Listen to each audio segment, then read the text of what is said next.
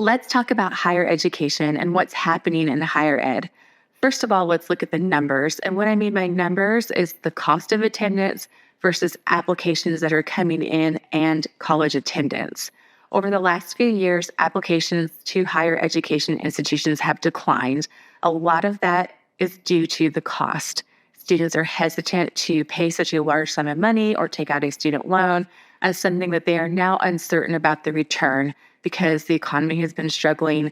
They wonder if they'll make enough money to pay this back or if it's worth it. And they're looking at other career paths that may not require as much education. So that has been a concern and an issue. Interestingly enough, community college applications have increased. And so you're seeing more students enroll in their local community college, largely because, of course, the cost is less, but there's a lot of local incentives. Traditional age college students, if they graduated high school, a lot of times they have a scholarship that they can utilize or college credits. There's also other local incentives from businesses to, enroll in this program at our local community college. And then you are ensured a position at this company or, there's work study programs. There's a lot of incentives there.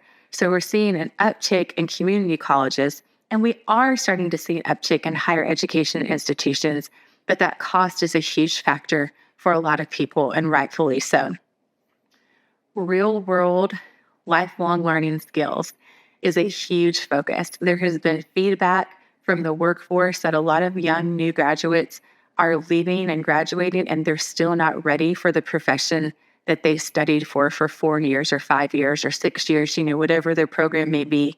And so higher education institutions are really shifting there to prepare their graduates to be ready for the workforce and also to have a love of lifelong learning and continue to pursue learning about their profession and being actively involved in their community. So you're seeing a lot of support there, and I think that's wonderful.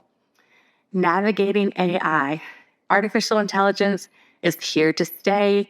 It provides us with a lot of positive tools, but along with those positive tools, there are some frustrations, especially for higher education institutions who are trying to navigate a fine line between ethics and new technology that is evolving.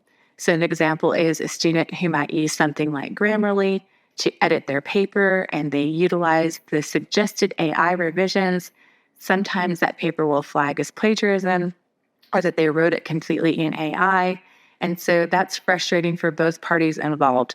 And so they're trying to figure out, the best path moving forward, how to best utilize AI, but also ensure that ethics are still instilled in their educational institutions for students and educators. Lastly, challenge accepted.